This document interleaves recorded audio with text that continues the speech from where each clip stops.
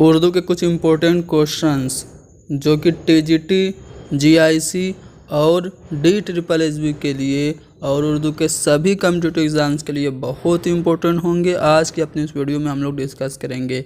यह वीडियो पेश की जा रही है MM अली के ज़रिए। आप लोग मुझे अनअकैडमी पे भी फॉलो करें। हमारे YouTube channel Haidri study point को ज़रूर सब्सक्राइब करें। तो चलिए शुरू करते हैं।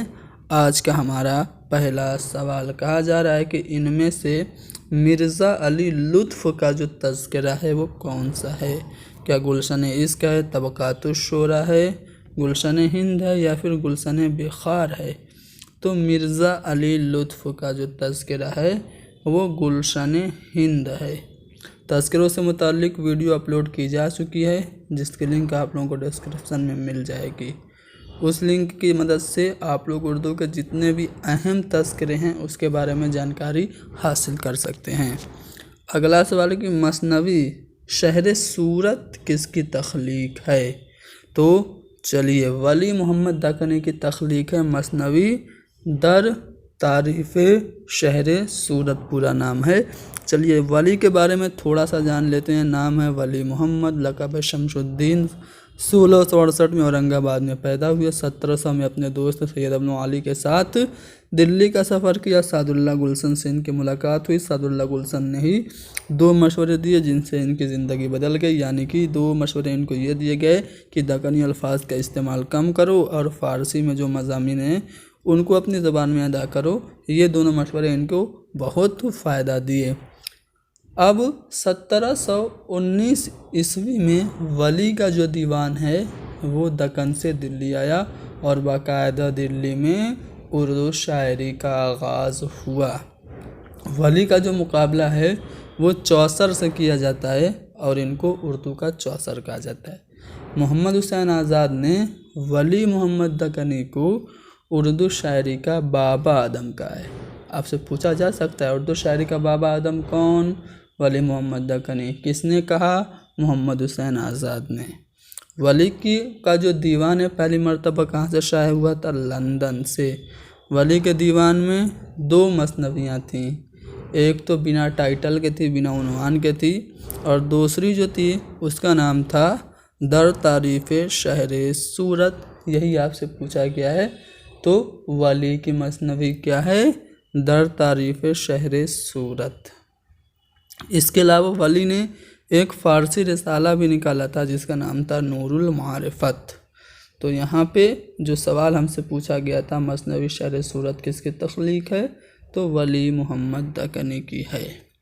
अगला सवाल कि इकबाल के अलावा सियालकोट में पैदा होने वाला मशहूर शायर कौन है? मिराजी, फैज़ अहमद, कुली कुतुब शाह या फिर अख्तरुल इमान। तो आसान सा सवाल है, फैज़ अहमद फैज़ सियालकोट में पैदा हुए थे। इकबाल के साथ साथ फैज़ अहमद फैज़ भी सियालकोट में पैदा होने वाले शायर हैं।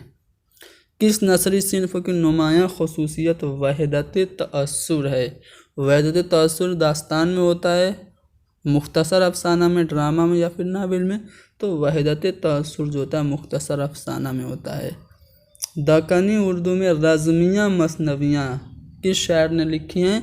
तो नुसरती ने लिखी हैं रज़मिया मसनवियाँ। चलिए, रज़्मनामा ये किस मशहूर किताब का तर्जुमा है? रज़्मनामा जो कि हिंदी की है वो आपको कमेंट करके बताना है। रज़्मनामा किस मशहूर किताब का तर्जुमा है? पेंशन के लिए कलकत्ता का सफ़र किस शायर ने किया था? तो मिर्ज़ा असदुल्ला खां गालिब ने पेंशन के लिए दिल्ली से कलकत्ता का सफ़र किया था। कसीदा का सबसे अहम जुज़ कौन है? 5 जुज़ होते हैं, तशबीब, गुरेज, मदह, दुआ और मुद्दुआ, जिसको उसने तलब भी कहा जाता है। तो जो सबसे अहम जुज़ होता है वो मदह का होता है। मीर अनीस ने मरसिया के अलावा किस सिन्फ़े सुखन में तबा आज़माई की? मरसिया के लिए बहुत ही ज़्यादा मशहूर है मीर अनीस, आप लोग जानते ही हैं। इसके अलावा इन्होंने रुबाई भी लिखी। ठीक है। अगला सवाल कि मज़ाह निगारी की हैसियत से कौन मशहूर हैं? तो मज़ाह निगारी की हैसियत से पतरस बुखारी बहुत ही ज़्यादा मशहूर हैं। इनके कुछ मज़ाह निगारी से भरे हुए मज़ामीनों की लिस्ट मैं आपको यहाँ पे दिखा दे रहा हूँ। आपसे पूछा जा सकता है कि हॉस्टल में पढ़ना किसकी तसनीफ़ है? तो पतरस बुखारी की। इसके अलावा कुत्ते मरहूम की याद में, लाहौर का जोग्राफिया, सिनेमा का इश्क, उर्दू की आखिरी किताब, सवेरे जो कल मेरी आँख खुली और मैं एक मियाँ हूँ, मुरीदपुर का पीर, ये सभी पतरस बुखारी की ही तसानीफ़ हैं। अगला सवाल कि उर्दू का पहला साहिब दीवान शायर कौन है? तो उर्दू के पहले साहिब दीवान शायर कुली कुतुब शाह हैं। उर्दू के पहले शायर पूछता तब अमीर खुसरो होता। उर्दू का पहला ड्रामा इंद्र सभा है। ठीक है। उर्दू की पहली नावल जो है वो कौन है? तो वो मिरतुल उरूस है। चलिए आगे बढ़ते हैं। अगला सवाल, इनमें से हयातुल्लाह अंसारी का कौन सा नावल है? तो लहू के फूल। ये हयातुल्लाह अंसारी का मशहूर नावल है। हयातुल्लाह अंसारी के बारे में थोड़ा सा मैं आपको बता दूं। लखनऊ में पैदा हुए, जर्नलिस्ट थे और अफसाना निगार थे। ठीक है। हिंदुस्तान हफ्तावार के एडिटर भी रहे। बाद में ऑल इंडिया कांग्रेस का सरकारी अखबार कौमी आवाज़ के एडिटर भी रहे। 1936 में इनका अफसानों का मजमुआ अनोखी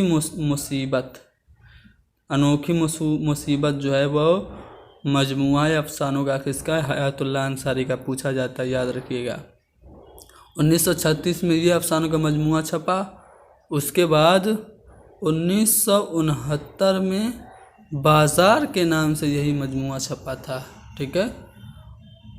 हिंदुस्तान की जो जद्दोजहद आज़ादी के लिए थी उसकी तारीख पर मबनी 5 जिल्दों पर मुश्तमिल लहू के फूल, ये नावल इन्होंने शाये किया। अब आपसे पूछा जा सकता है कि लहू के फूल जो हयातुल्लाह अंसारी का नावल है इसका मौजू क्या है? तो जो हिंदुस्तान की आज़ादी के लिए जद्दोजहद की गई वो उस जद्दोजहद पर मबनी है लहू के फूल। ठीक है। इसके अलावा और दिल्ली दूरदर्शन पर एक नावल सीरियल के सूरत में लहू के फूल ही के उन्वान से पेश हुआ। मदार और घरौंदा, इनके अलावा 2 और नावल हैं। ठीक है। आखिर ज़िक्र नावल पर ठिकाना के उन्वान से हिंदी फिल्म भी बनी है। तो ये सभी तसानीफ़ थी हयातुल्लाह अंसारी की। आगे बढ़ते हैं अगले सवाल पे। सिंध में उर्दू की इब्तिदा का नज़रिया किसने पेश किया? उर्दू की इब्तिदा से मुतल्लिक मुतफर्रिक जो नज़रियात हैं उन पर हमारी वीडियो अपलोडेड है, आप लोग ज़रूर देखिए। चलिए फिर भी मैं आपको उर्दू की पैदाइश से मुतल्लिक कुछ अहम नज़रियात बता देता हूँ। तो सबसे पहले उर्दू ब्रज भाषा से निकली ये नज़रिया मोहम्मद हुसैन आज़ाद का है। महमूद शिरानी क्या कह रहे हैं कि महमूद शिरानी की एक किताब है पंजाब में उर्दू। उनका कहना है कि उर्दू की पैदाइश सरज़मीन पंजाब पर हुई। और जो नसीरुद्दीन हाशमी हैं उनका मानना यह है कि उर्दू दक्कन में पैदा हुई और सिंध में उर्दू की इब्तिदा हुई।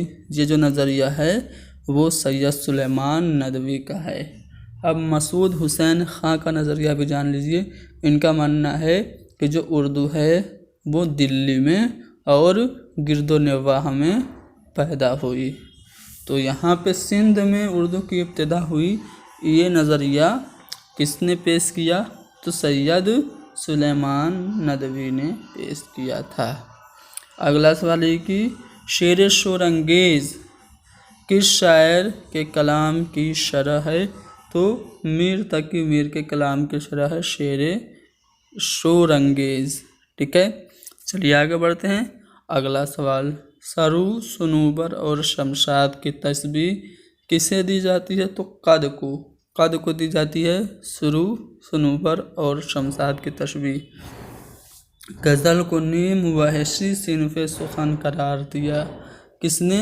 कलीमुद्दीन अहमद ने या फिर आले मसरूर ने, मौलाना हाली ने या फिर अज़मतुल्लाह खान ने। गज़ल को नीम वहशी सिनफ़े सुखन कहा है कलीमुद्दीन अहमद ने। ठीक है।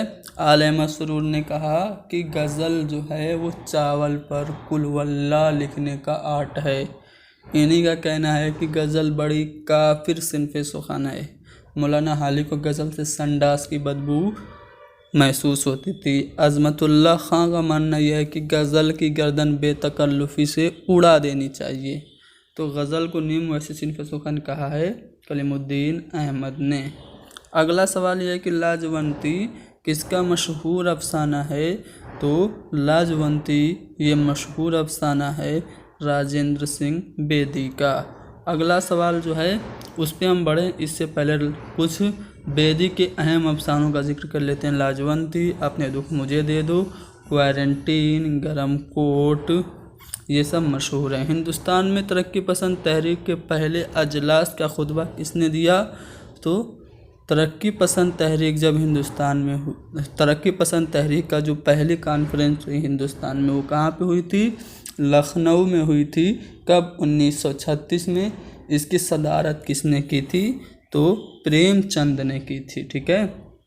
तरक्की पसंद से मुताल्लिक भी वीडियो हमारे चैनल पे अपलोडेड है, आप लोग उसको ज़रूर देखिए। चलिए आगे बढ़ते हैं अगले सवाल पे। अगले सवाल पे क्या चलें, थोड़ा सा तरक्की पसंद के बारे में जान लें। 1935 में उर्दू अदब में एक तहरीक ने जन्म लिया जिसका नाम तरक्की पसंद तहरीक था। सज्जाद ज़हीर, मुल्क राजानंद और कुछ और हिंदुस्तानी जो स्टूडेंट थे उन्होंने लंदन में क्या किया? तरक्की पसंद मुसन्निफीन की बुनियाद डाली। इस अंजुमन का जो पहला जलसा हुआ था वो नानकिंग रेस्टोरेंट में हुआ था जहाँ इस अंजुमन का मंशूरा या ऐलान मुरतब किया गया था। इस इजलास में किन किन लोगों ने शिरकत की? तो सज्जाद ज़हीर, मुल्क राजानंद, ज्योति घोष, दीन मोहम्मद तासीर वगैरह। अब यहाँ से सवाल आपसे कैसे पूछा जाएगा कि मिन दर्जा झेल में से कौन तरक्की पसंद मुसन्निफीन से वाबस्ता नहीं है? ऑप्शन में आपका दे देगा सज्जाद ज़हीर, मुल्क राजानंद, ज्योति घोष और इमाम अली। मान लीजिए कोई चौथा नाम ऐसा जो यहाँ से रिलेटेड ना हो तो वही आपका जवाब हो जाएगा। चलिए आगे बढ़ते हैं अगले सवाल पे। अगले सवाल पे बढ़ने से पहले मैं आपको जिस अहम पॉइंट की तरफ लेके आना चाहता हूँ उस पर बात कर लेते हैं।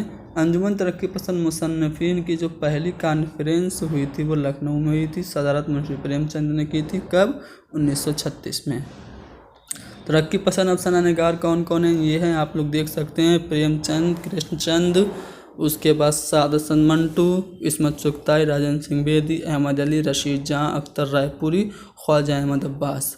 और तरक्की पसंद शायरों की बात करें फ़ाइज़ अहमद फैज़, अली सरदार जाफरी, जानिसार अख्तर, साहिर लुधियानवी, मखदूम मोहिउद्दीन, असरल मजाज, ज़हीर काश्मीरी और अहमद नदीम कासमी। ये तरक्की पसंद शोरा हैं।